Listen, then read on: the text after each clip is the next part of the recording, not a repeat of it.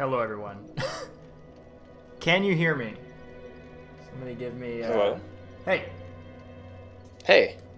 give us confirmation in chat, people, that audio is working fine. All right, cool. Let's go ahead and get started. Cam, question. Are Yes. you also looking at the stream right now? No. Okay. Well, I have a surprise for you. But you don't have to look at the stream right now. Everybody in chat is just gonna keep the secret, and Cam can find out when he shows up here. Today, we're gonna go kill some skeletons. We're going into the catacombs, Tomb of the Giants. We're gonna kill a man whose name is Nito, which is amusing. Yes. And Cam's gonna tell me all about that lore because I actually don't know anything about it. Neato. He's a neat guy. I guess we can sort of get into it as we go down in there, but basically the idea is that Nito ain't such a bad guy. Oh, really? Given that he is a big old heap of skeletons with a sword arm. He's not so bad, all things considered. Where can I summon you, by the way? So if you go into the catacombs, and like go on in, you're gonna like pass a couple of skeletons, and you're gonna get to a ladder. Yeah.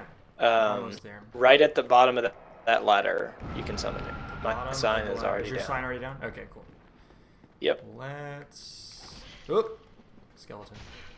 Right next to the ladder. Okay. Love getting cornered by a skeleton. I'm at the ladder, but there's another skeleton on my butt at the moment. He's dead.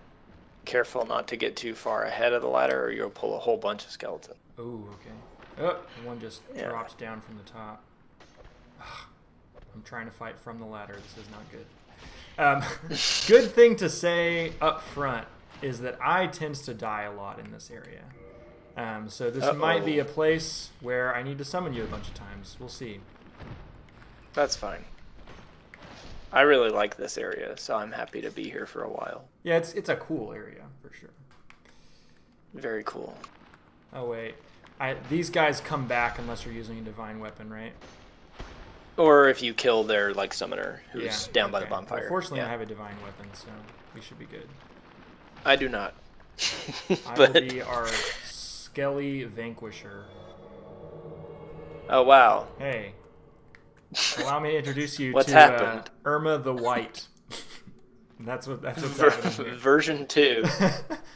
I don't know if I will end up keeping this look or not, because I'm actually a little bit weaker with it. But I do get more magic damage out of it because I'm using Gwendolyn's crown. Right. And it looks super cool. I'm a big fan. How did the Gwendolyn fight go? I died twice, which is pretty low for me. I usually die 1,000,000 times before I end up killing him. Did you rewatch that stream, by the way, the part that you weren't here for?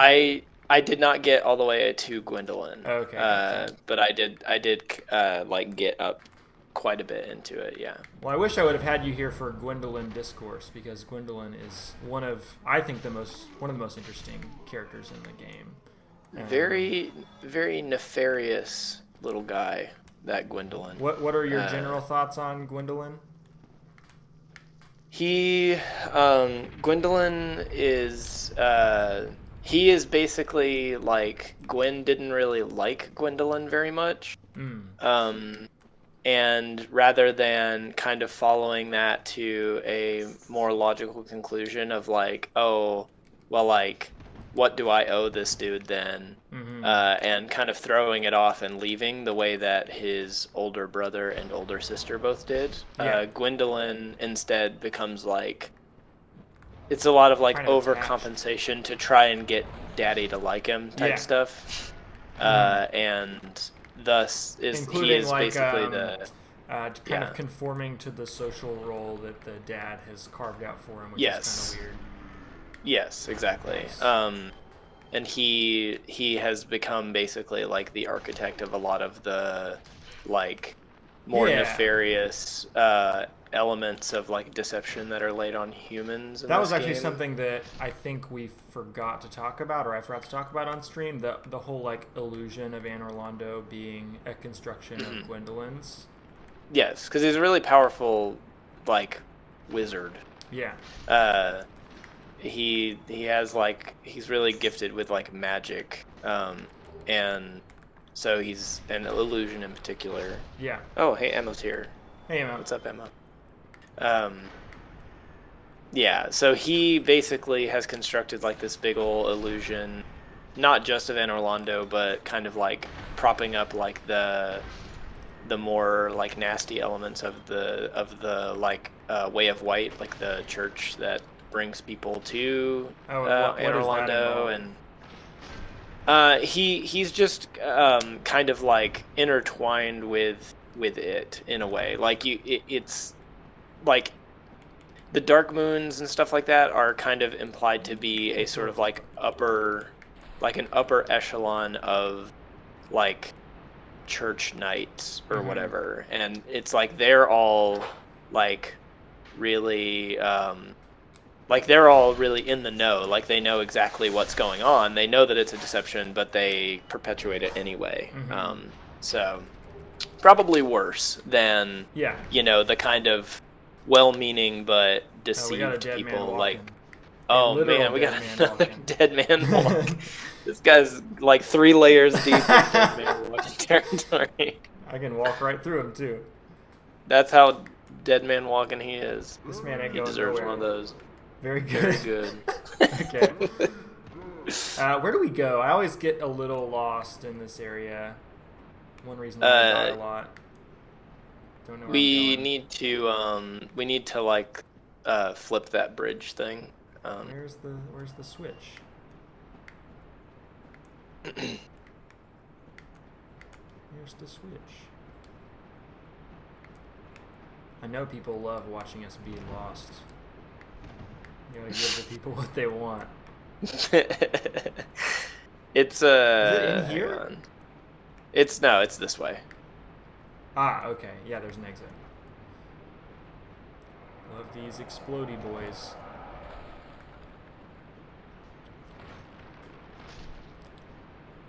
Oh, another one.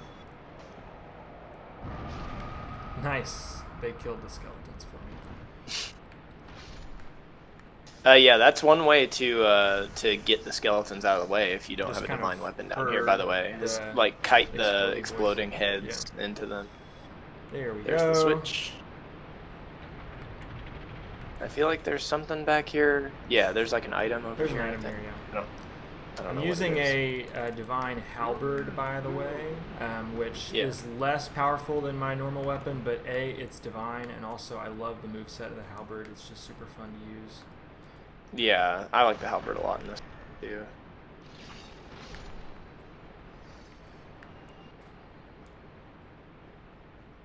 Okay, I'm gonna show you a little something that I learned in the interim.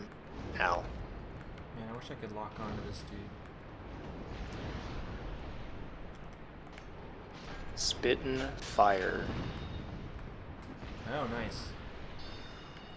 Rip. Oh, hey, a thing that we should talk about is the fact that we completely messed up the Big Hat Logan plot line, which in effect kind of puts a cap on how good my character can be. I mean, you can always take her into New Game Plus, but sorcerer, fighter. Like half of my good moves come from Logan, and I now just can't get them, which is fun. Does he have great magic weapon or something? He does. He has. Well, actually, I have great magic weapon. He has crystal weapon, which is like the level 3 version of it. Okay. He has a couple of other things too, but I can't remember what they are. But I was able to get Soul Spear, which he hands off to his little apprentice dude. But that's the only one of like the 3 or 4 that I really need from him to get. Okay, he finally fell over. Yeah. These guys take a lot of hits. They only take 1 hit from. So in Dark Souls 3, there is like a move that you can get like a spell that is just like a Kamehameha wave. Like it's great. It's like soul something. I forget what it's called. I never do int builds, Man, but dead man walking again. all over the place. I have literally only ever it seen that on stream with you, by the way. it has to have something to do with like the connection or something. I don't know. That guy just. Man, did you see yeeted that himself. skeleton just Yeah. spawn and then fall at the end?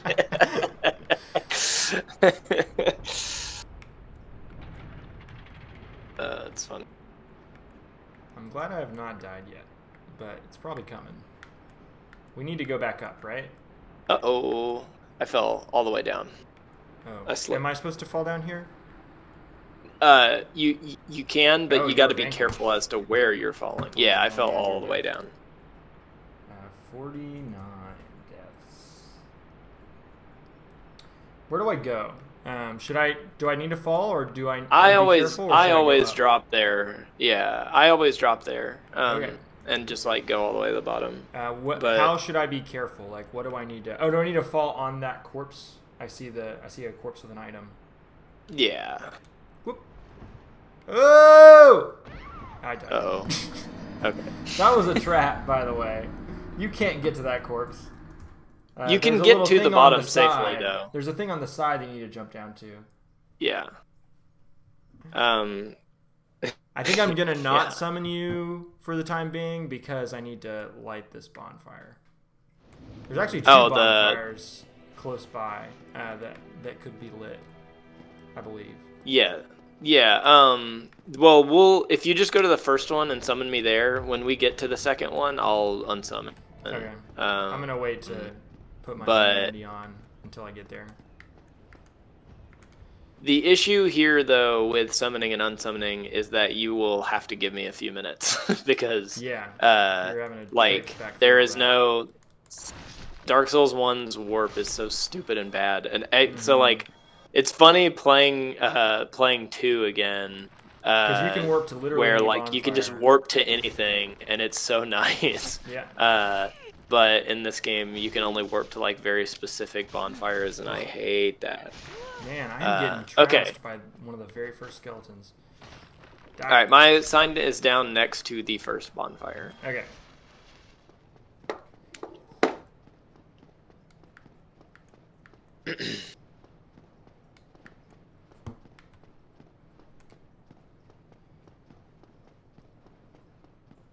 The first bonfire is the one next to that switch, right? Yeah. Okay.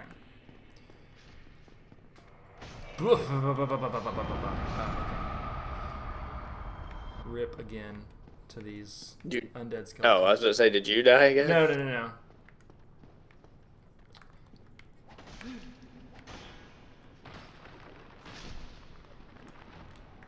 Just assuming these dudes have died once before, otherwise they wouldn't be skellies.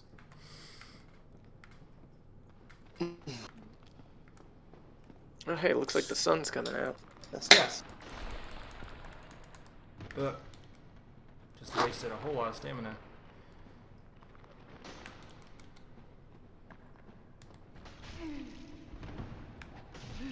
Not doing super good right now. Oh! I'm dead again. I saw it coming. 51 deaths. Nice.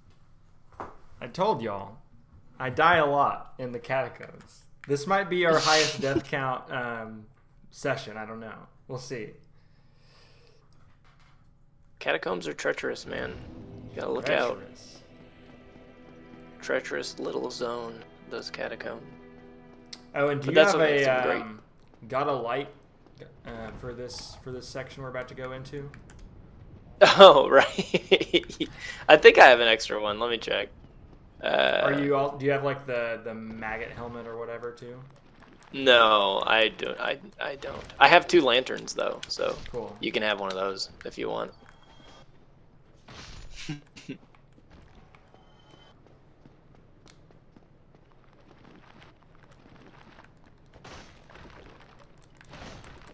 Love this little R2 on the halberd, just whipping it around. helicopter mode. So, you said that you switched to the Gwendolyn like set because you get more damage out of it. Is that what you're When I saying? use magic, it boosts all of my magic damage. Yeah. Oh, okay. Is that? I think that's just the crown, right? Or is it the whole thing? It's the crown. Yeah. Yeah.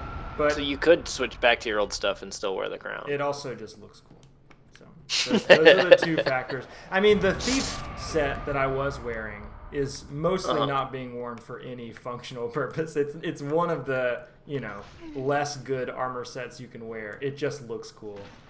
Right.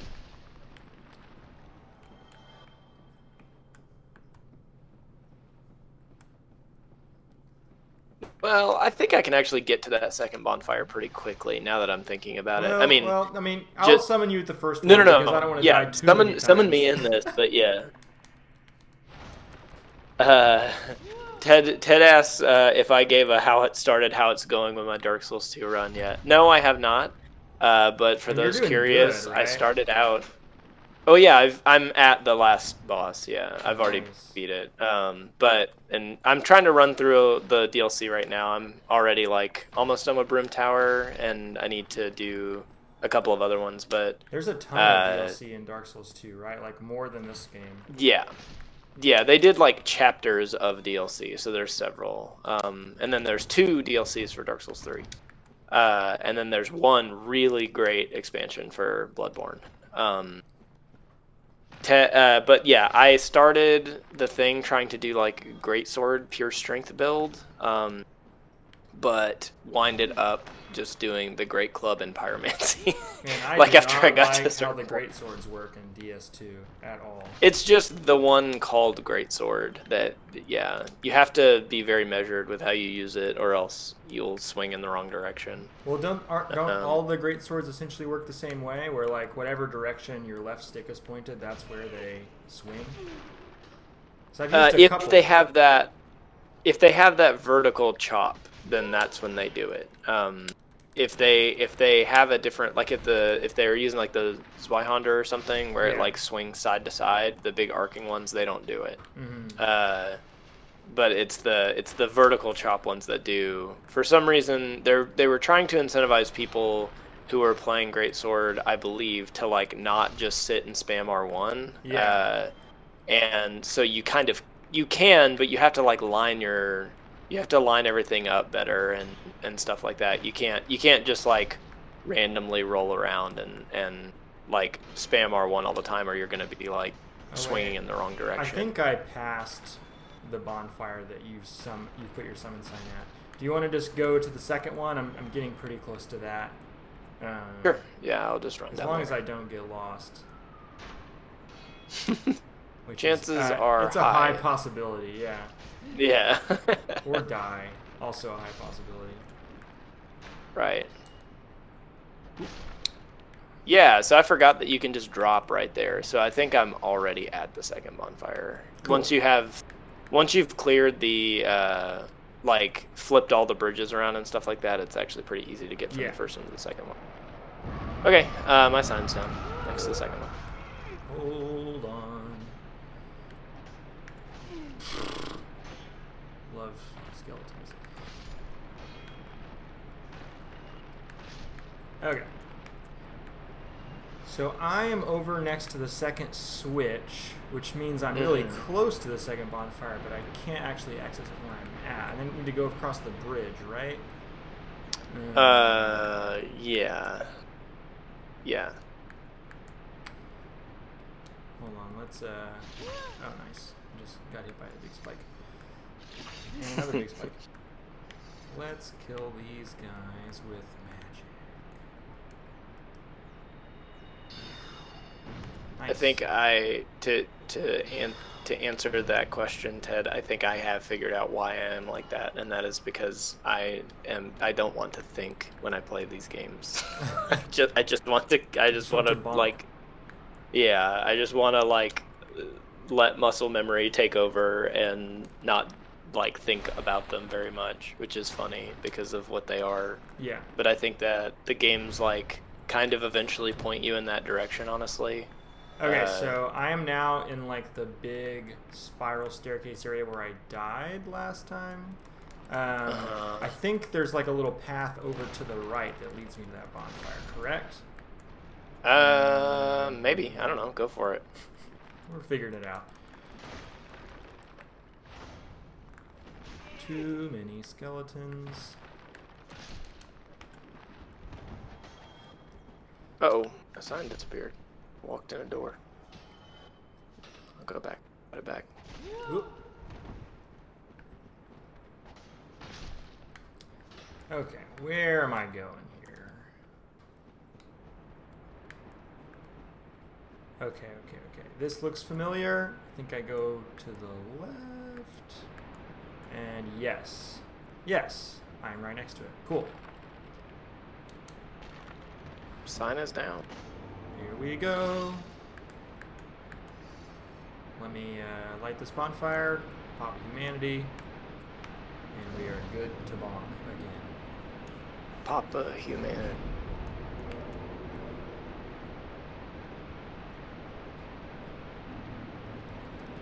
Alright, where's that sign? Where's that caveman? You're like in the room with the bonfire, correct? Oh, Yeah, yes. my sign's like right next to it, yeah.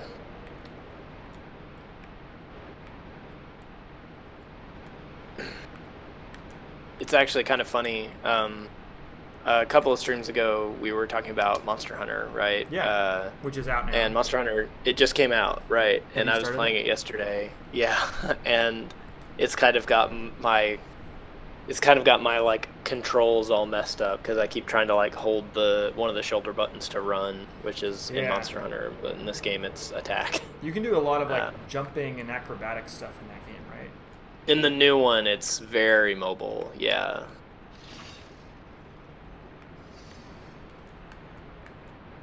You have like a little like grapple bug thing that. Oh, I can do this. Nice. I thought you had to do it. Man, it's really crazy the difference between this and like Dark Souls 3. In Dark Souls 3, your phantoms can't like do anything. Oh, really? Yeah.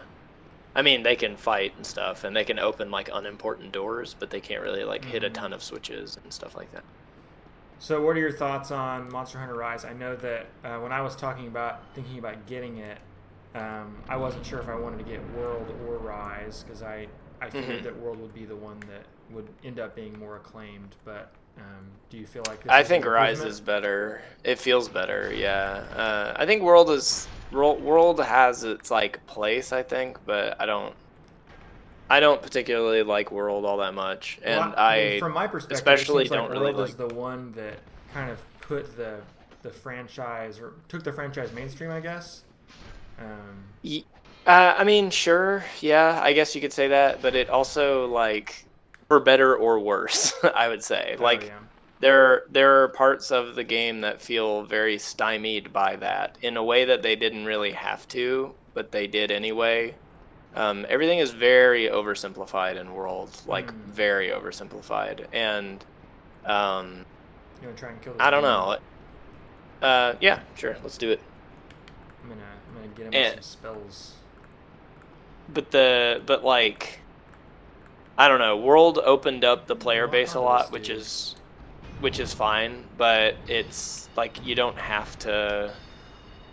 Like there were parts of the game that just kind of make it feel like man, that guy just folded.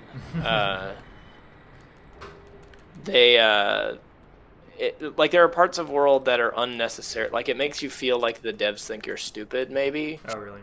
Like yeah, and also the weapons are all very like. Homogeneous and all that type of stuff. Modest Seagull says, I think Rise is better for co-op play because World is hard to play with friends. Yeah, it is weirdly hard to play with your friends too. I mean, I've thought like about doing that. Ah! Oh, nice. Did you survive that? Oh yeah. Okay. It's not that big of a fall, yeah. I've thought about Monster Hunter Rise as maybe a thing we could do on stream together if people want to see it, since it's another co-op game. Yes, but there's we also, could. Yeah. Lots of Souls games to play. Why? Get out of the way. Do you see this very rude on the ladder skeleton who won't Yeah, move? hang on, I got him. Okay, so what's this pyromancy thing you're doing? I just have Whoa! There's a Black Knight down here. Oh, I'm dead. Oh, did he kill you? Yeah. Well, like, the fall took almost all of my health. I had a sliver of health, and then he just, like, took me over the edge. I killed him. Good. So. Revenge. Yeah, Tetsu's the reason World is interesting is because they made the decision to make big changes they might not have before. Yeah, and there were lots of like quality of life things in World that were really nice at the time, but I think that like they did a weird, they kind of did a weird overcompensation in a lot of ways. By the way, are you close to this bonfire still? Yeah, my son's down next to it. Waiting. So before World came out, you were already a Monster Hunter fan, right? Oh, do yeah. Do you think that there's a game earlier in the franchise that is like your favorite, or is Rise now your favorite? I think the one that I played the most would probably be like 4 Ultimate, which was a 3DS game. Oh, really?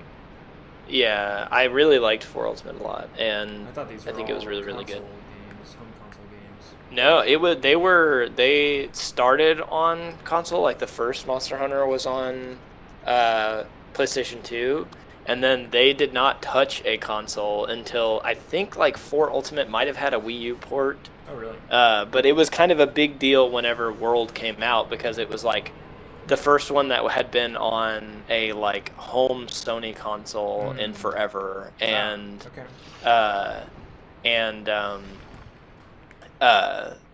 like yeah, they were mobile games for a really long time, like handheld. Like that's what they were known for, yeah. And then now Rise is like on the Switch, which is kind of just like the logical conclusion of mobile, or like a handheld and a home console. So absolutely, nice. Yeah, I've heard people calling it like Game of the Year so far, so I'm excited. It is very good. It's hard there to know, are some like, things that are whether or not a little like worrisome, but yeah. Like I want to pick it up, but I also have like now 3 new Dark Souls games to play. So I don't know. I don't know if I should divert my attention or not. Yeah, I mean, I don't know. Though it's not gonna get any cheaper because it's a Nintendo game. Yeah. So it's not first party though, right? No, it's Capcom, but it's on the Switch, which means it's gonna like the lowest it will ever get in its entire lifespan will be like $50. eShop prices can get really low. Yeah. But they're probably gonna milk this one because it's a big game. Yeah. Did you already get this item back here? Oh, I did. We just passed the path. Yeah. But yeah, I think Rise seems like a good, like, I think it seems like a good, like, middle ground between the kind of streamlining that World was trying to do and... So rude. These skeletons. They're both on there now. I'm gonna throw a fireball at this one on the bottom. Nice. Oh, there's an item.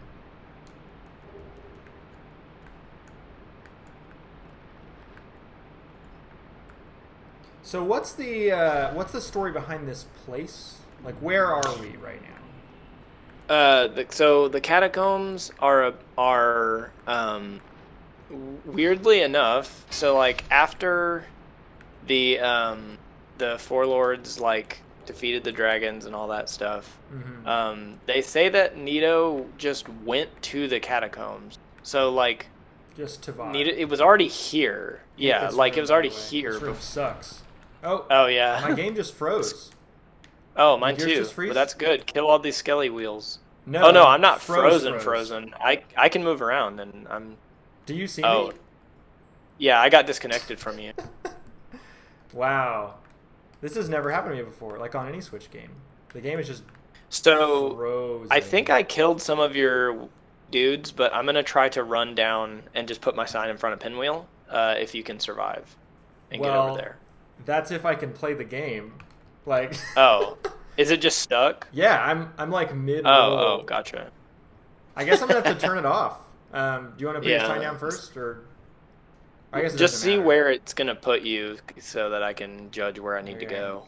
Bye, Dark Yeah. Souls. But yeah, so the catacombs, the implication is that they were already here, like before the Age of Fire started. But what they were used for is unclear because Nito is like he's like the first thing to ever die was Nito, Ah. which is why he Well, did has he the look like a name. skeleton Like before? he did, yes. So like That's weird. Nito, all right. So here's the deal with Nito. Okay, so Nito is the first thing or things that ever died in this universe. Like But as a skeleton. he is He called. was born a skeleton and We then don't died. know that. We just know, we know the skeleton form thing as what it is. But that's why his name is the first of the dead or whatever. Ah. Is because he is the first thing that ever died. And then after the lords like toppled the dragons and started the Age of Fire, it seemed like Nito just kind of checked out. Like he wasn't like Gwen was really ambitious. The Witch of Izalith was really ambitious. Though it kind of Seath, like obviously literally very blew up in ambitious. her face. Yeah, Seath, the furtive pygmy, divided his soul and then kind of disappeared. And then, like Nito just like went down into the catacombs and fell asleep. Okay, I'm like, it booted me up like right next to the room which is bad. Okay, just so stay where you are, stay and where I'll I just am? come there. Yeah. Okay. Let me So see like if I can Nito, snipe while I'm up here. Hold on. Nito fell Noise. asleep, and while he's asleep, he can see every death ever. Like he can, like more so than any of the other lords. Like Nito kind of became the thing. Like he sort of like became an embodiment of death, basically, and he like while he's asleep, he can like see every death that occurs, and he tries to like make like one of the things that the like some of the items refer to is that they refer to like Nito like giving death away. Like he chose to like give it to humanity, right? And the implication seems to be that like after Nito died or whatever, he has this like feeling as if like death gives perspective in a way that like the lords don't really understand because they can't, or they can die, but like it's not the same. Like it's like a my sign is down in the room with the Black Knight, or where the Black Knight was, by the way. You may need to drop down to the wheelie room because I Okay. am now in there and I can't get back to the Black Knight room. Okay. Let me try to do that safely. Too many wheels. Dang it. Okay, I got that one. Did you die? No. I'm still here. I'm just like trying to snipe them from afar. I've killed most of them. I think there's maybe one more. I'm trying to clear them enough for myself to put my sign down. Because right now I can't. I think they're all dead. And I have 13 Estus. We're doing good. This is the most chill this room has ever been. Is that all the wheels? No, there's no other one.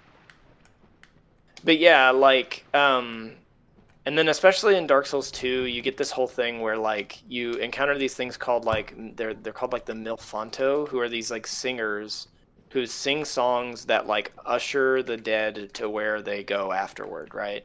All right, I killed all the bone wheels. I'm gonna put my sign down like right where you drop into the bad room. Okay.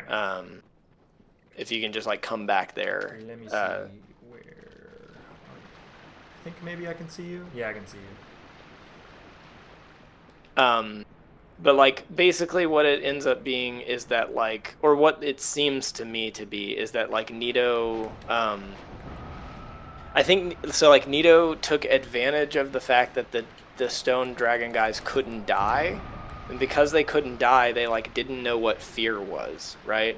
Like they didn't know how to be afraid. They didn't know to even like protect themselves really because they couldn't die. So like, why would they even think of that? Upon a room full of skeletons I didn't know was there. Hold on. I think But I'm just gonna like, let them stay where they're at. wait, Right where behind are you. you even? I'm right behind you. Oh, okay. Gotcha. There might be skeletons following us, but we're about to walk into Nito's room, so it's gonna be, or not Nito's room. Well, Pinwheel's Pinwheel, room. yeah. But like Maybe, basically yeah, go ahead. what it seems to be is that like Nito gave death to humans as like as a matter of like as like a literal gift. Like Ted always talks about like Epicureanism and Nito or whatever, and it's because like the Epicureans and a lot of like Eastern philosophy thinks about this too. But What does like the the word Epicureans Epicurean mean? What's the origin of it that? just based off of the teaching of a philosopher called Epicurus. Okay. But the Epicureans were really into this idea of like ataraxia, right? Which ataraxia just means like the absence of pain, and it seems to be that like that's what Nito believes death to, and so he sort of like gives it to people. Yeah. So we're looking at Pinwheel right now. I Right. know a little bit about Pinwheel. His family, or I guess his wife and child, have died, and he's here doing like dark magic, trying to resurrect them. So What he else did is going on resurrect there? them. Okay. He did resurrect them, but doing so, he like warped all of them into one body. Oh, good. So Love that's that. why they like look the way that they do. Yeah. Nita or Pinwheel is just a guy who's like afraid of death and was trying to like figure out like Where is he? what or how to like reverse it or whatever. Got him. Dead. So Easiest weak. boss. So weak. Yeah. But that's like why he has the right of kindling, right? He stole it from Nito.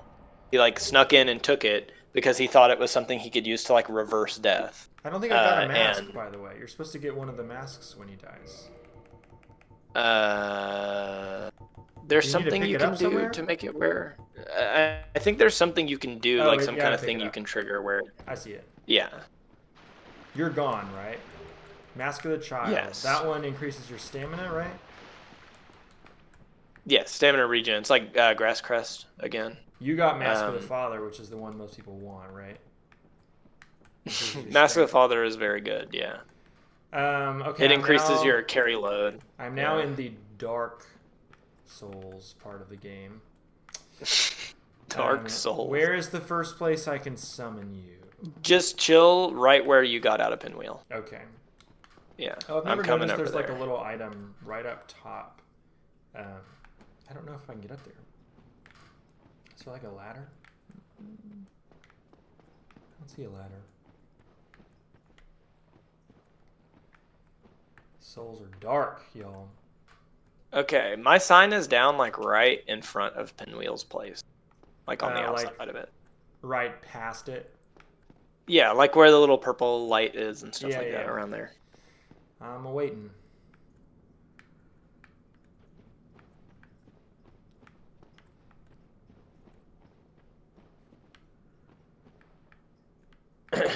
Though it might be... Oh, there, I see you. I do need to stop at a bonfire at some point so that I can get my magic back, because I've used like all my spells pretty much. Well, we'll get to one soon. We are. And when we get to it, I can unsummon because I can actually warp to that bonfire, thank God. Yes. So. Oh, and you want to drop me a lantern before we go? I do. It makes this first part so much easier. Yeah. If you actually have the lantern, yeah. Anybody in chat have thoughts or questions? Chat's been kind of quiet today. I know we got people. Let me see. Is this making me mid-roll? It is. Can you see this light? Like, does it light up the world for you too? It does not light up the world for me. I see you walking around like a crazy person. Gotcha. 1 sec. I'll drop this for you.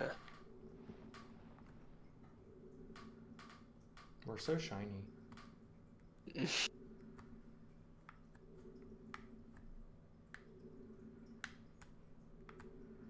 There you go. Sweet. Lantern. Actually, oh yeah. Oh, I actually already had one? I think maybe you gave me one before. I gave you an extra, whatever. It doesn't matter. It's okay. You still have one of your own, right? Yep. Okay. About to see a big skelly. Big man. I missed him, but you bonked him. Let's see. I always really liked how you can see Isleth from here. Yeah. Like, Totally. what a spooky idea that we're like in the dark depths of the earth, but like you can't Isleth actually is even move lower from down. here to Isleth, which is interesting. Yeah. Whoop. Oh man, I really. Whoa, man, overshot. buddy, get back. Yeah. Get...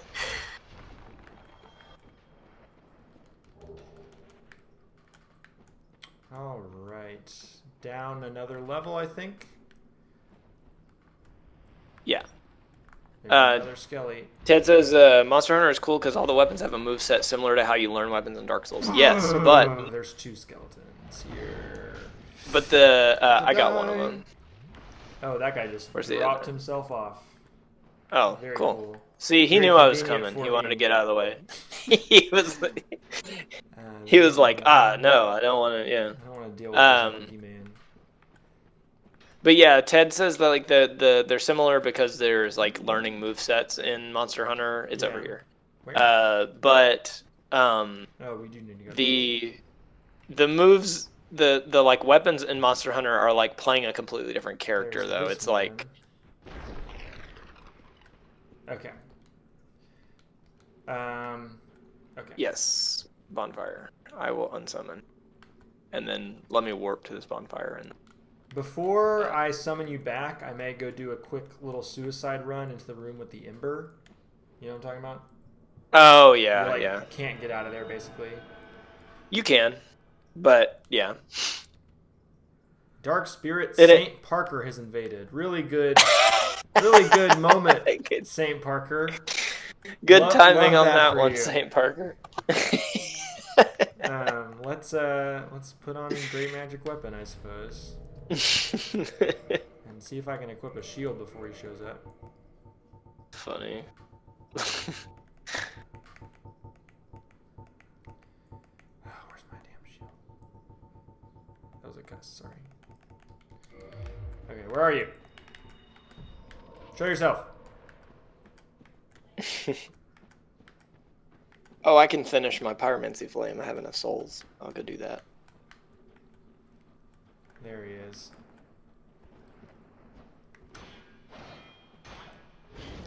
Oh! Okay, St. Parker got me. I didn't stand a chance. Man. He was Havel armor, Mask of the Father, Quelaag Fury Sword. So I'm going to update that and the cuss counter. Apologies, everyone. Oh, did you swear? It was a small one. What? The software was closed because an error occurred. Uh-oh. Glitchy stream. We're pushing the Switch to its limits. And I didn't get to light the bonfire. Oh, funny. Freaking Dark Spirit Saint Parker. Yo, that's going to throw you way back. It is. Way back. Yeah. And you can't even summon me back there because we you've already killed Pinwheel. Wow. That's funny. Funny, man. St. Parker got you right on time. St. Parker. I don't know if sainthood is the right line of work for you, buddy. I don't know. It depends on what you're the saint of. Saint of being a jerk. Okay, here we go. Time to kill a bunch of skeletons again. Run through the bone wheel room and stuff. Ted says the game stopped because I swore. I wish. Actually, no, I don't wish, because my first run of the game would have been agony, if that's how that worked. Mm.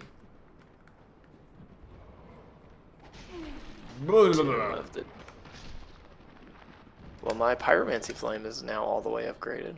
So nice. That's cool. You got the ascended one? No. Oh, you gotta get the ascended one. I have a fully upgraded ascended one, but I've barely used it. I think that I may have missed the ability to get the ascended pyromancy flame. Really? The lady who you talked to ascend it doesn't show up in your Blight Town anymore? No, because I maybe kind of definitely killed her already. Oh, wait, why? What's the incentive to kill her? Well, you can get to a certain point in the game where she just sort of shows up. I don't want to... So I've already beat Los Izalith. Yeah. If you get to a certain point in Izalith and haven't interacted with her, she will just show up in Izalith and try to murk you. And you have to kill her, basically. Well, you don't have to, but I kind of take offense to someone trying. So she essentially invades you. No, she doesn't. She's like an NPC. Yeah, she's like the Crestfallen Knight, basically. Like when he's hollowed and he just shows up and tries to kill you. Very murk or be murked is kind of how I feel about that. Take offense to someone trying to kill me. Right. You're not just so she showed up in Izalith, tried to throw hands, and so I hit her once and she died, and now I can't ascend my Pyromancy Flame, but that's okay. Well, can I drop you an Ascended Pyromancy Flame? Is that a thing I can do? I don't know. Maybe you could try. Because I got one.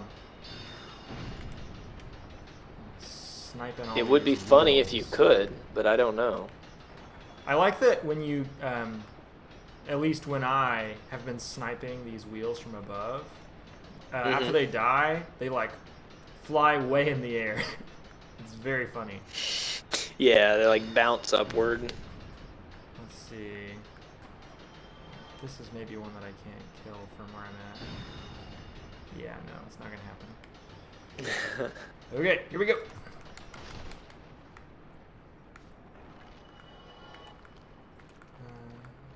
I guess you probably could drop the Ascended Flame. You can drop other spellcasting focuses, so... Well, let's make sure I cannot die first. Where are you? Who, me? No, I'm talking to these wheels. I'm talking to this My wheels. friends, the wheels. Ah! Rip to these wheels. So kind of a funny like offset of Ted talking about like the game stopping because you swore.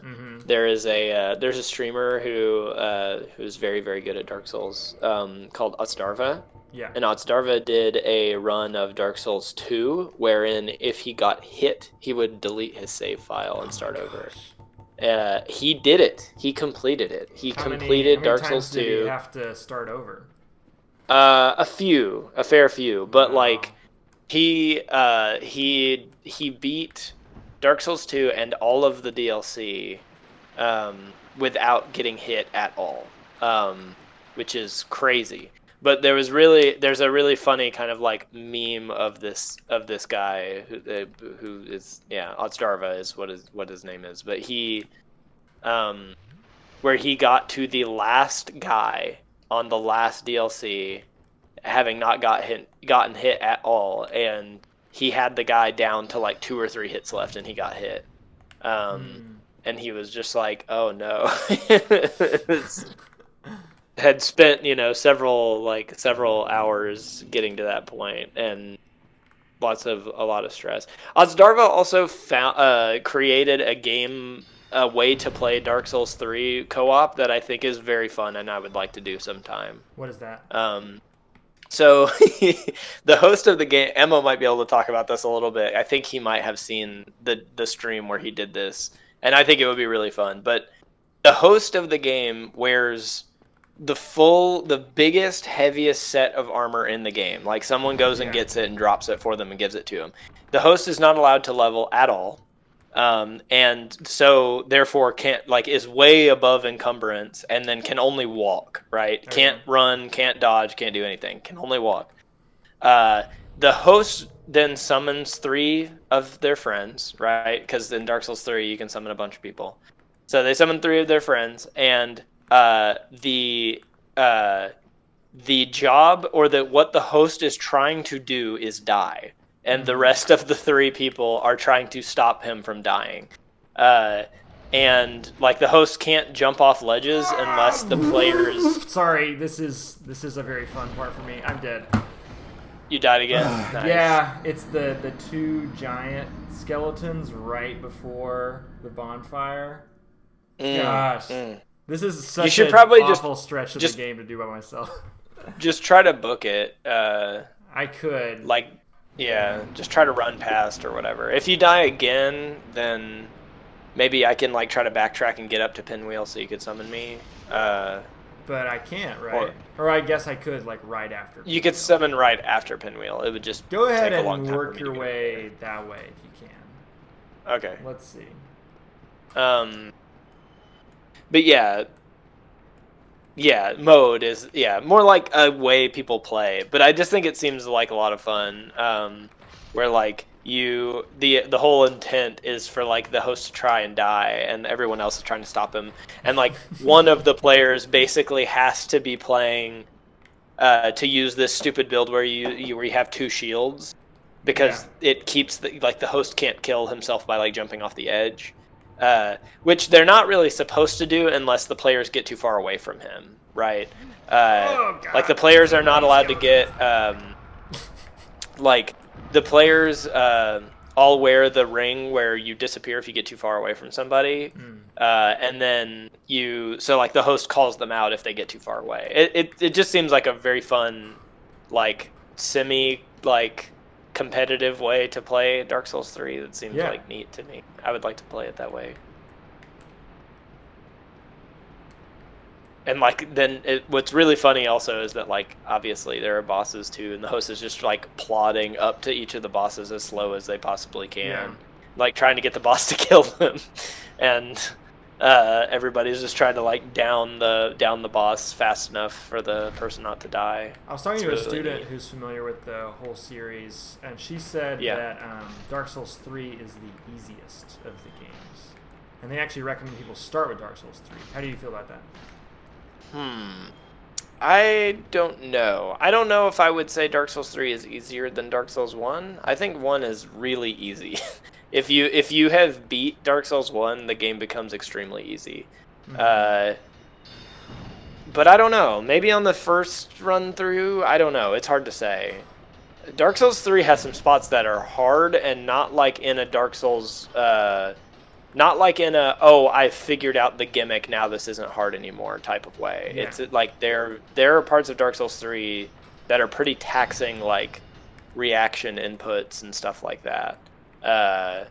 So I don't know. That's a tough call. I'm not sure if I would say 3 or 1 are easier.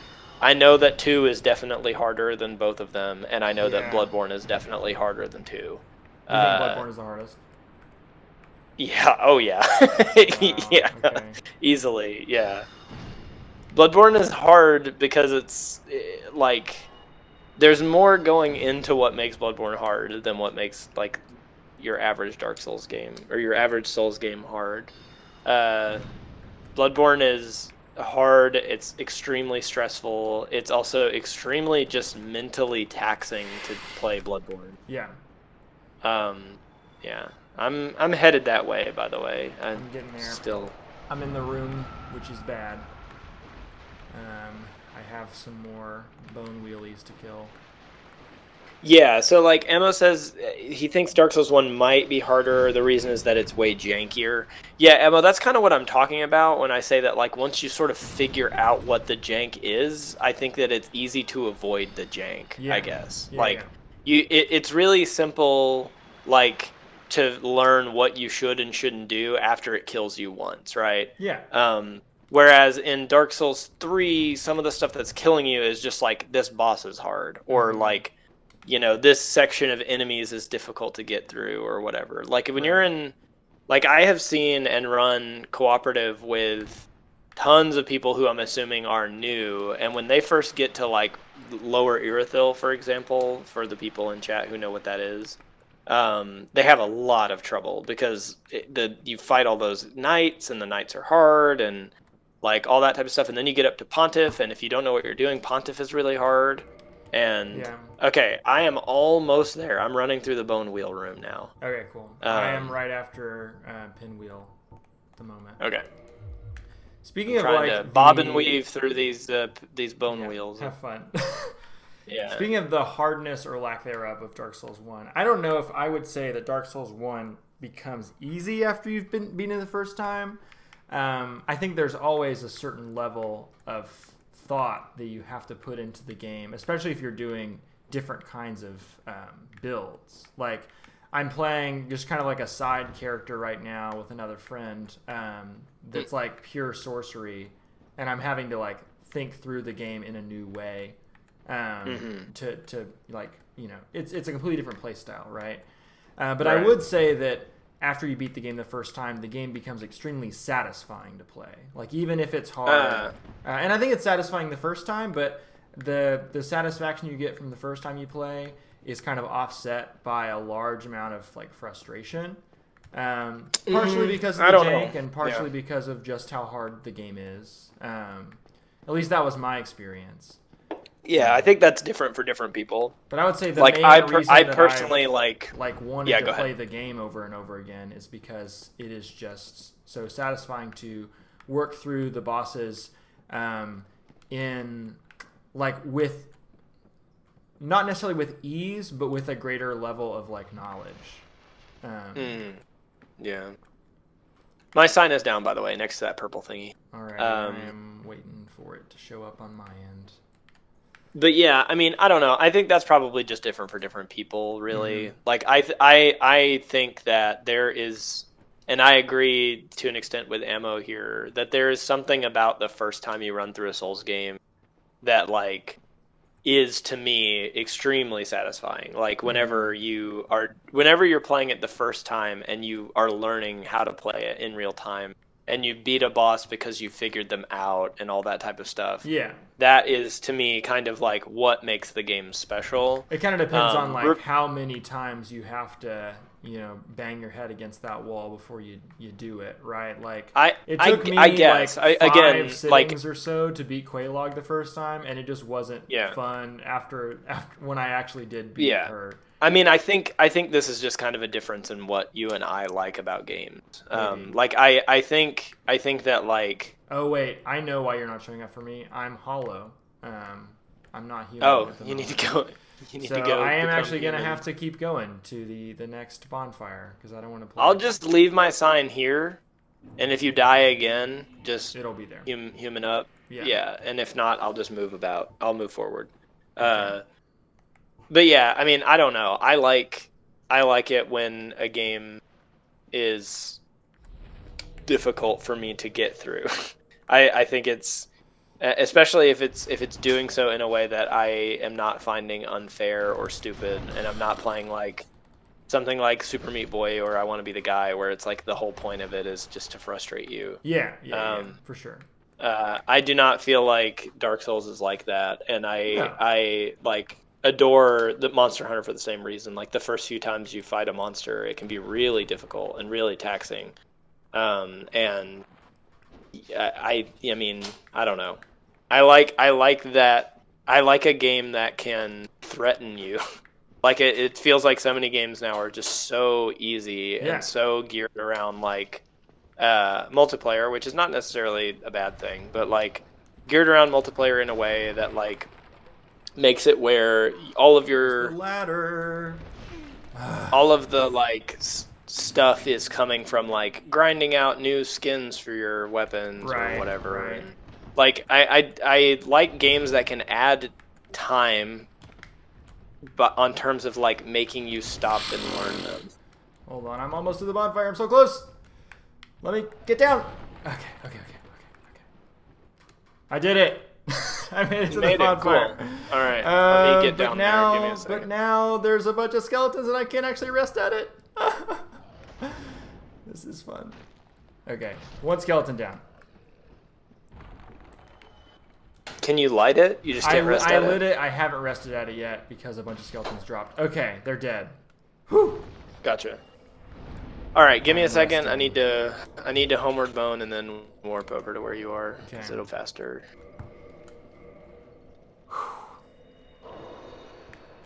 Yeah, Ammo said I wanted to do a soul level 1 run in Dark Souls 1 just to see if I could. Like, that's kind of the that's kind of the appeal of replaying or doing a new game plus or a new game plus plus or whatever. Like, now I understand this game. I want to try it again, but add a certain level of challenge for myself and see if I can do it. Like, there's a fun level of like, I don't know, like trying for a personal best or something. Yeah, I mean, all that is great. Like, that's what keeps you coming back to the game. But I think that on your first run through, I think that like the experience that that you have versus the experience that a lot of people have versus the experience that even more people have, it's just very like different. Mm-hmm. Like, people want different things out of a game, I think. Yeah. And like, I think several people, myself included, are kind of drawn to the fact that the games, the first time you're running through them, the games are kind of relentlessly basically being like, learn, you idiot. Like, learn this stupid game. Learn it. Mm-hmm. Learn it or you're going to keep losing. You know what I mean? Right. And I like that as a motivator. I mean, that's what games are on a fundamental level. I don't know if we've really talked about this too much on stream, but like, I mean, as a teacher, it is very interesting to look at video games through that lens, because I do believe that that's kind of what they're doing on a fundamental level, right? They ask you to learn a skill, you know, like tutorial levels at the beginning. Like, here's what these buttons do. Here's the kind of challenge we're going to expect you to overcome by using these tools. And then they like slowly ramp up that difficulty, and then you basically have like tests at the end of units in the form of bosses. And Dark Souls is like, it is very like elemental in how it doles those challenges out to you, right? Like we said, we were doing Anor Londo. It is kind of testing much more like fundamental skills that video games often kind of take for granted, if that makes sense. Yes, I agree with that, 100%. And I think that like part of the reason that I am personally so drawn to something like fighting games, for example, is because other players are the ones that slap you and tell you to learn. Like, and that's really interesting. Learn how I play. Where they're like, oh no, you're not safe there. You think that move is safe, it's not safe. And now you are going to pay for that. Should we talk to this dude? Or do go for it. Okay. Yeah, why not? You look reasonably sane. What are you doing in the This is the guy we talked about last week, who is just a He's one of the worst guys, thief. Yeah. He's not that bad. He's only got because his reach is not so wide, but he's not hard to beat. He's one of the types of bad people in Dark Souls, I think. Yeah.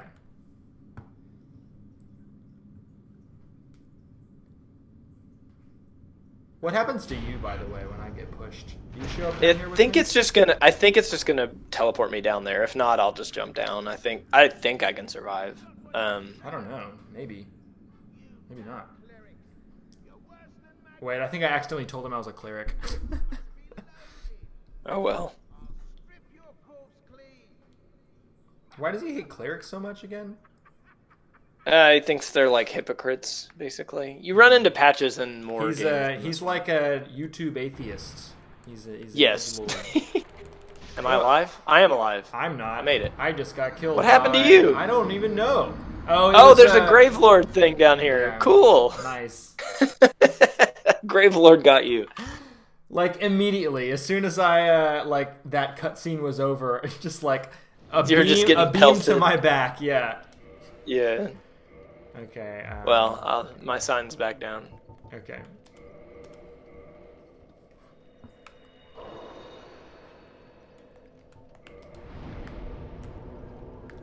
And I guess now I'm going to have to kill this guy as soon as I climb up the staircase. Or actually, no, he's going to ask if I want to forgive him. What should I do? Yeah, just say yeah. He'll become a vendor, and he can sell some stuff to you. Gotcha.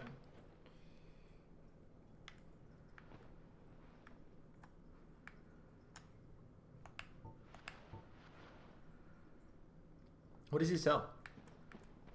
He sells the Cleric Knight set. That's the only way to get that set. Oh, cool. He sells... is it the set he's wearing? He sells some... No. He's wearing the black leather set, I think. I think he also might sell I don't remember what else. In Dark Souls 3, he sells. Wait, no, he the just Seed attacked Miner. me. I thought he was gonna let me forgive him. Well, I guess not. Lovely. Well, I can't help. Sorry. Oh, you can't because he's an NPC. Nah, he's a ghost. Yeah.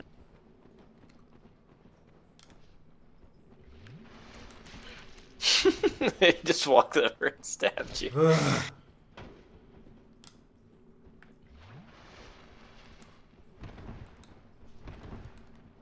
Ugh, his shield is so big. He's Yeah. dead. No, he's not dead. Ah! Ah! Nice. Again, I die a lot in Tomb of the Giants. Ted says fighting games aren't about learning the other player. It's about learning your character situations, learning to adapt. I think it's half and half. It's both. A lot of it. I mean, it's yeah, like poker, you get, right? Like you learn the systems and you learn the probabilities and all that stuff, and you learn what style works for you. But you also have to. You have to read learn the other people that you're player. playing. Yeah. Yeah. You do. Yeah.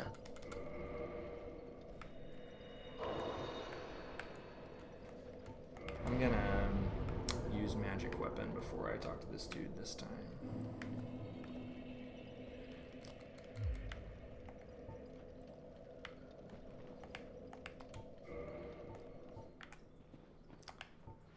I usually, in my earlier playthroughs of this game, did this part first, which, like in retrospect, is maybe the hardest one to start with.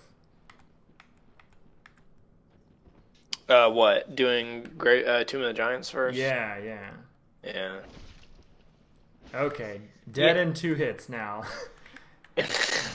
got him that time. I picked up humanity. Where's that caveman? There he is. Let's not die for a while. Let's stay alive. I would like to do that. Yeah. Jump.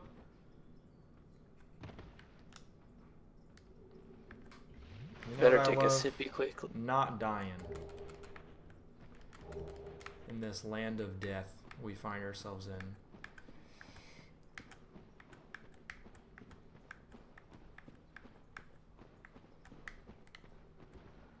Oh, there's actually like an incline we could have walked down. It's got a wall on it that you can only break from this side. Oh, I can't help you with these dudes either. Well, good luck. Okay, well, magic weapon time again.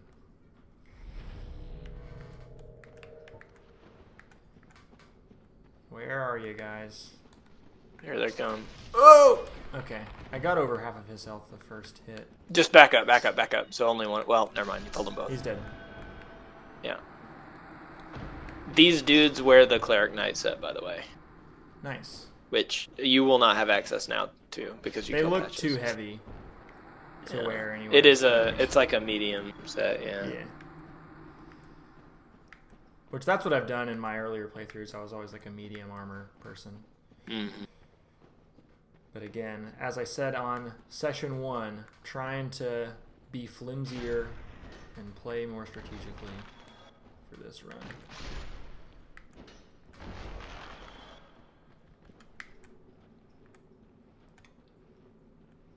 Ted is continuing the are you learning the other player and fighting games? I mean, I kind of fundamentally disagree. I think it's splitting hairs. Like learning to read a player is important. I mean, obviously, it's less important if you're just like running into random schmucks online. Is that a that's bonfire one thing, that we haven't lit right down there? No, that's the bonfire that you've been at. That's the bonfire. Okay. Yeah. Okay. Well, let's forget about this like suicide run ember thing. I'll do that later. Right now we need to get to Nito or get to the next bonfire. Well, I need to. Hold on, let me be. This, dude. We're not. You owe me something that we need to get from down here. Oh, I owe you something? You do, What do I owe you owe me a ring. Oh, that's true. You loaned me your covetous serpent ring or silver serpent ring? I forget. Covetous, one of them. There's a black knight hanging out around here, by the way. Where is he? Yeah. Hate. Wow. Did I mention I hate the skeleton?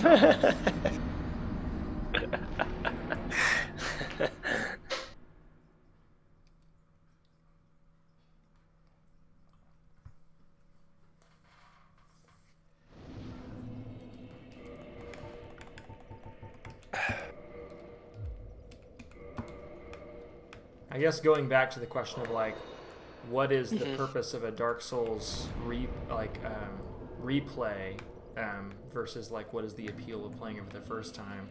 I guess one reason why we might fundamentally disagree on this is because I do still find this hard, right? Like this is my 5th time playing the game, and I'm still like dying left and right. And maybe that means that I have never fully gotten good or whatever, but I do think this is a very hard game.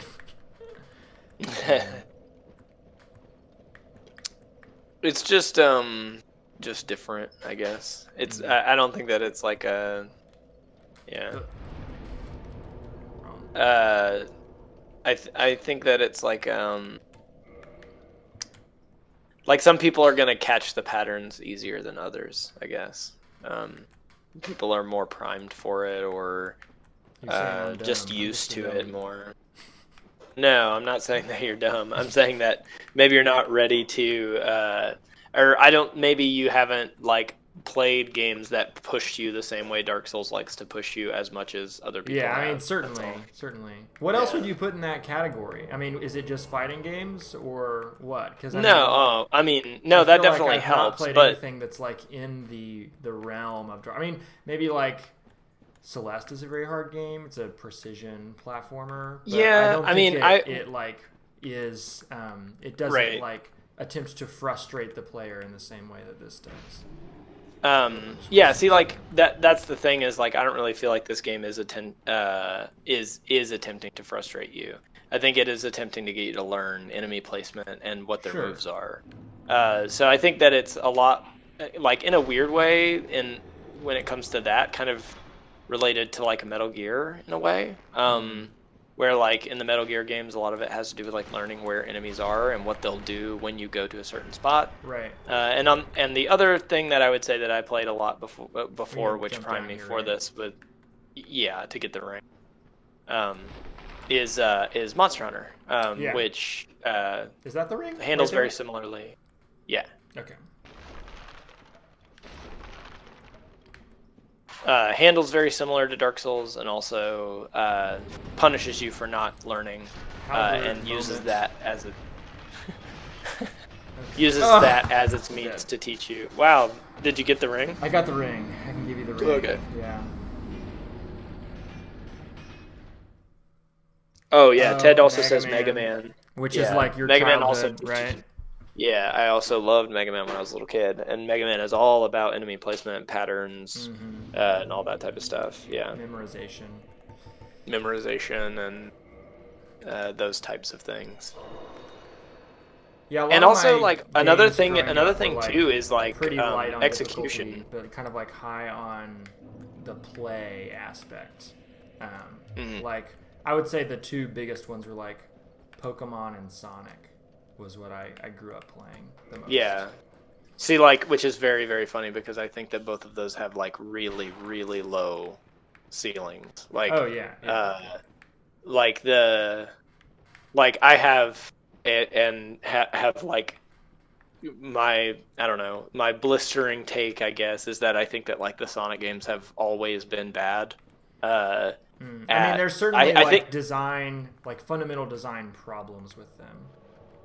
I think that they are designed for aesthetics and not for gameplay, and that has been the thing that I have always. Because it definitely seems like the aesthetic comes first, right? Like we want to create a character who's cool, like that is and moves fast, so we can moves quick, so we can show off our system. Is like literally the reason they made the game. Yeah, as a like flex on Nintendo. Yeah. Yeah, and like.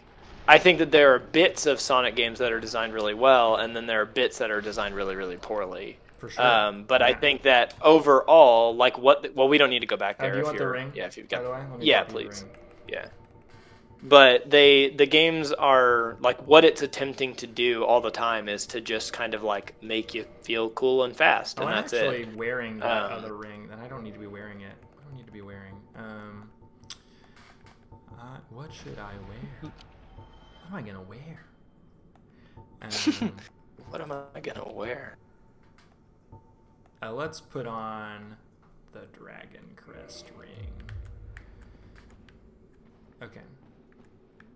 But when I was a little kid, yeah, it's this way. My cousin loved Sonic. Like he was crazy into it. I was too. And I was always like just one of my like, first internet experiences were like Sonic message boards online. Oh. Which is how I learned what furries were, by the way. That's how most people. I'm sure it was how you learned what furries. I am sure that it was how you learned that.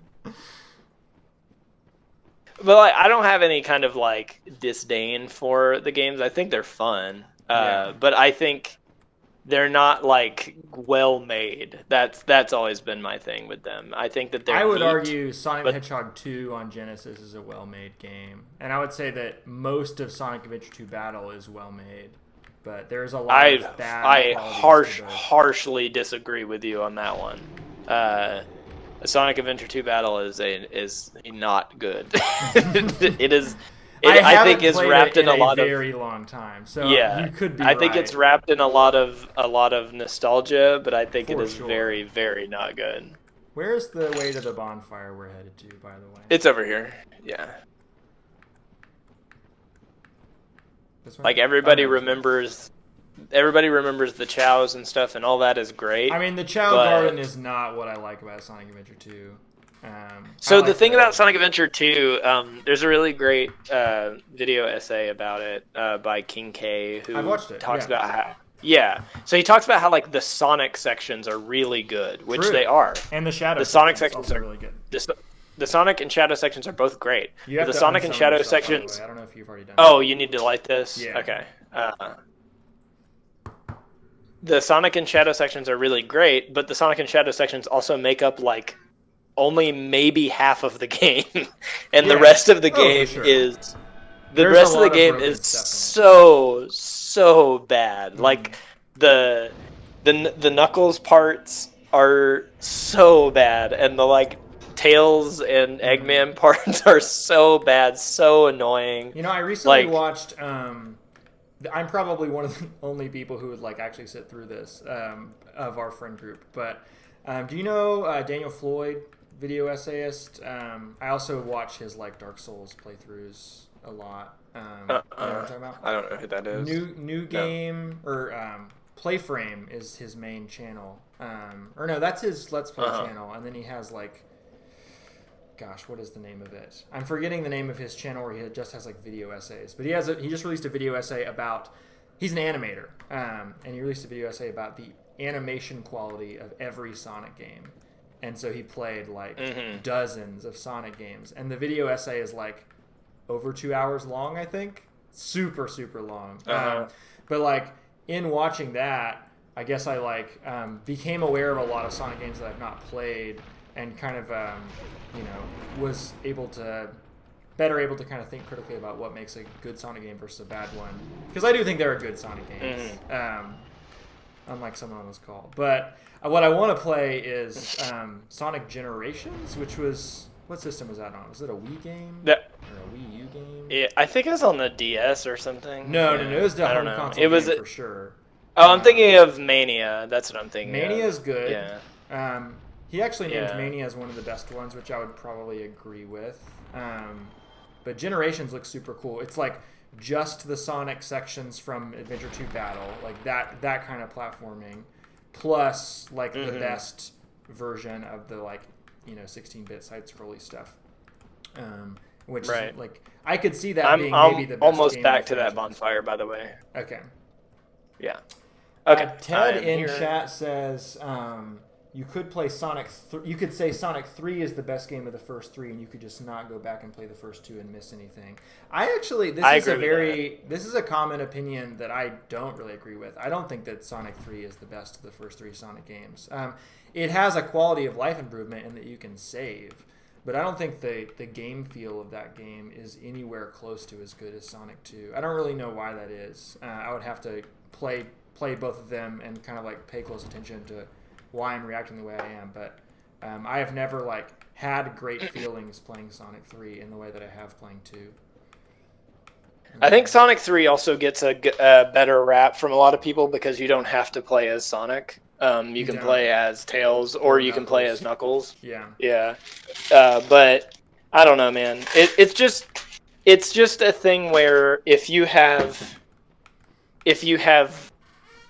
were at the time that those games were coming out playing some of the other games that were coming out, Mega Man, mostly. Mega Man. Yeah. Well, no, not just Mega Man, but also even like the Mario games that were coming out at the time that the Sonic games were coming out. Mario Brothers 3 and I guess Mario Brothers: The Lost Levels are games that are really like pushing the difficulty curve into new territory. That's not only that, but like the game feel is incredible. Like they feel so good and so if like you can rhythmic master and stuff. The skills, which like I recently tried to play Mario 3 again, which I said on stream a little while ago was the first video game I ever played actually.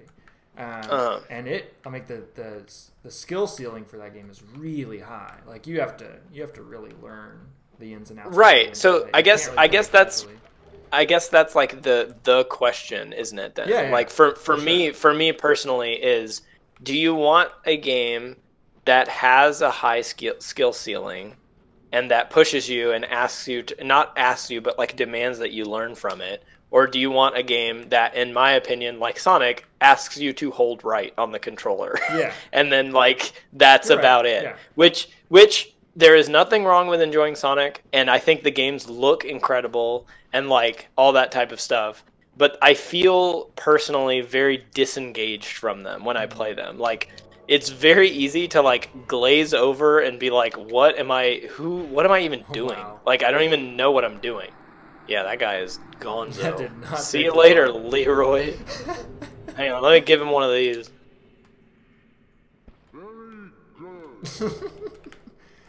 What did I just pick up? I just picked up some kind His Sanctus, his shield, and Grant, I think, is what you get from him. What is Grant?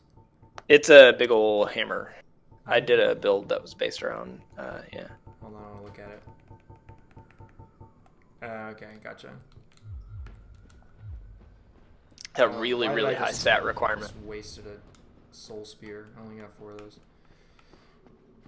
All right, it's Nito time. Not quite. Well, it's almost Nito time. Yeah. Yeah, I mean, I don't think the Sonic games are like awful or anyone who plays them is a dummy or something like that. I just don't think that it engages with the player in a very interesting way at all. I think that the aesthetics are really cool. The music is obviously like wall to wall. Every song is incredible. So good. Like yeah, every single song is like crazy how good it is.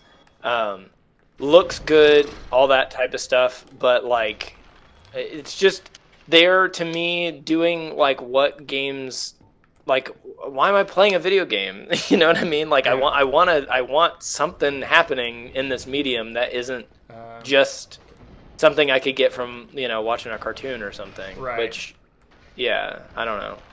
I think maybe a thing worth thinking about though, and maybe something I'm underqualified to talk about is to what extent hold on, let me put a shield on before we go in here.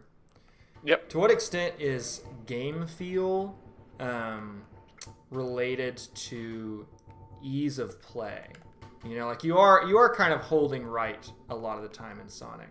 But in a great Sonic game, the game feel is out of this world. Like that's how I feel playing Sonic 2.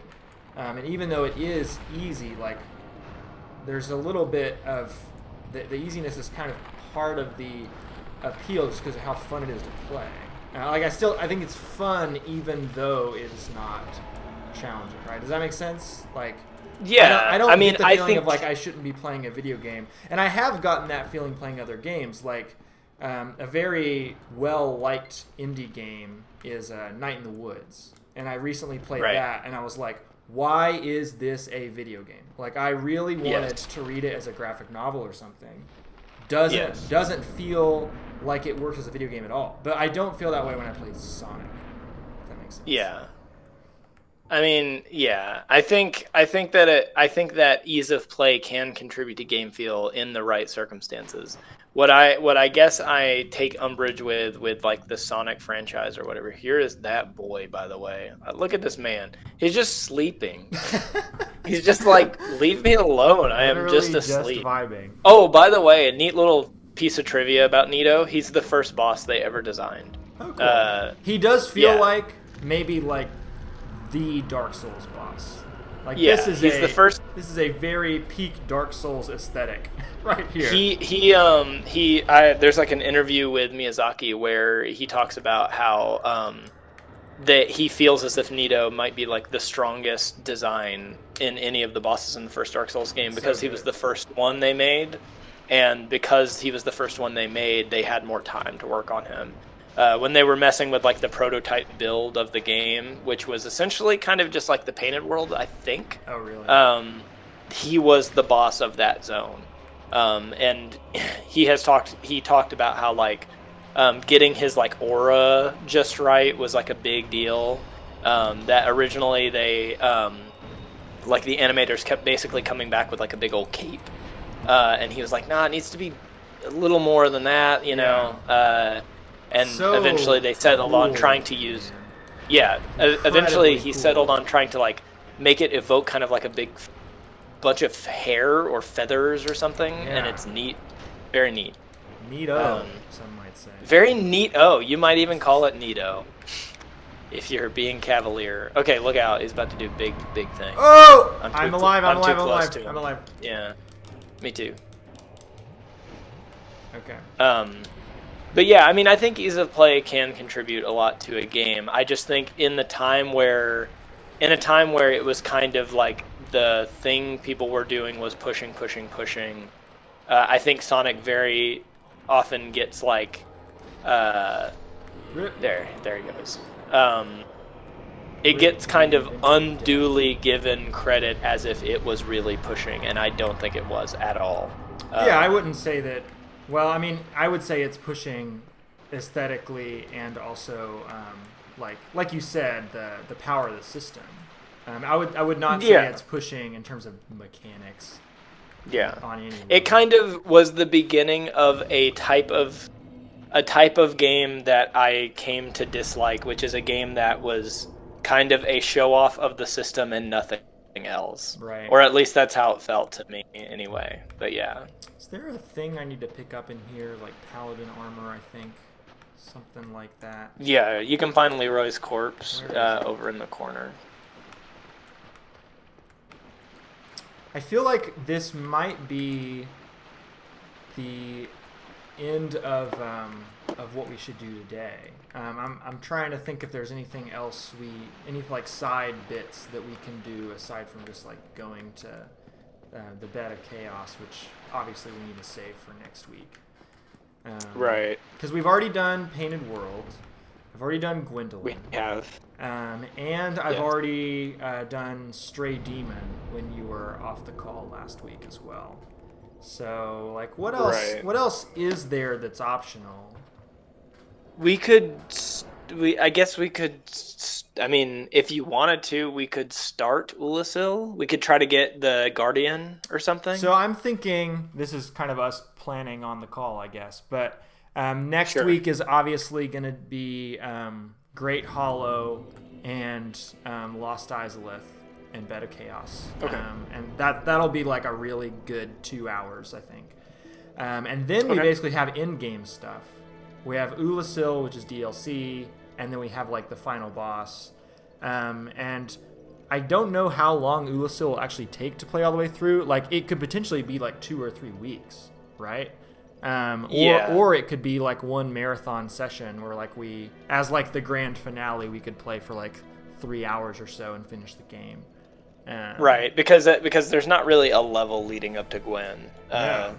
We would just kind of need to do something and then do Gwen, yeah. Mm-hmm. Yeah. So, yeah, I think we're probably good for now, and I guess people can tell us in chat next week or the week after if they want us to just like marathon the end of the game or split Ulasil up.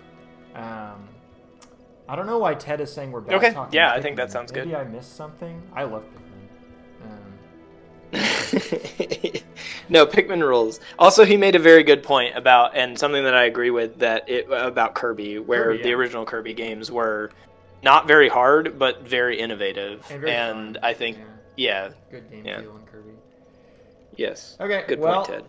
I guess that's the end of the stream, y'all. Thank you for being here. Thank you, Ted, for engaging in film or in gaming mechanics discourse with us. I hope everyone has enjoyed watching me die over and over again to a bunch of skeletons today.